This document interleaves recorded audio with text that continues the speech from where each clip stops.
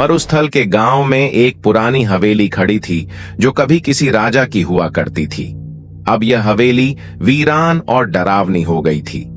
लोगों का कहना था कि इस हवेली में भूत रहते हैं और जो भी अंदर जाता है वह कभी बाहर नहीं आता।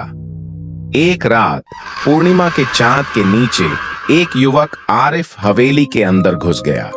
उसके हाथ में टॉर्च थी और दिल में साहस। वह हवेली के अंदर घुसते ही देखता है कि दरवाजे पर खून से लिखा है, मत आना यहां।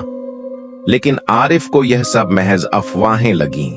वह अंदर गया और देखता है कि हवेली के दरवाजे और दीवारों पर अजीब निशान बने हुए हैं।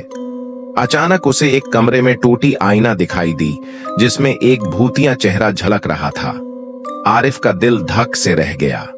वह आगे बढ़ा और एक कमरे में बंद हो गया जिसमें कोई दरवाजा नहीं था। तभी उसे एक अलमारी में पुरानी किताब दिखाई दी जो अजीब तरह से जगमगा रही थी। जैसे ही उसने किताब को छुआ, कमरे में धुआं भर गया और एक दैत्याकार चेहरा बनने लगा। आरिफ को एहसास हुआ कि कोई अदृश्य शक्ति उसे खींच रही है और वह चीखने लगा। तभी एक काले जिन्न ने प्रकट होकर उसे अपनी ओर खींचा। उसके सींग और आंखें लाल थीं। आरिफ ने देखा कि जिन्न के पीछे एक आकृति है जो एक टूटे आईने में दिख रही थी।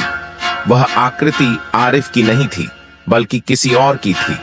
आरिफ समझ गया कि यह कोई जिन्न है जो इस हवेली में कैद है। तभी बाहर से गुजरते लोगों ने आरिफ की चीख सुनी और वे हवेली की ओर भागे।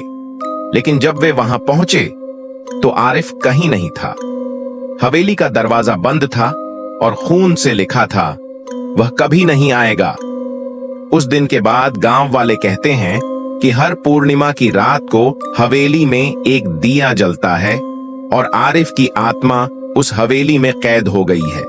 वे कहते हैं कि अगर आप उस हवेली के पास जाएं तो आपको आरिफ की चीखें सुनाई देंगी और आप देखेंगे कि हवेली के शीशे में एक जिन्न का चेहरा झलक रहा होगा। गांव वाले उस हवेली से दूर रहते हैं और कहते हैं कि वह हवेली अभिशापित है।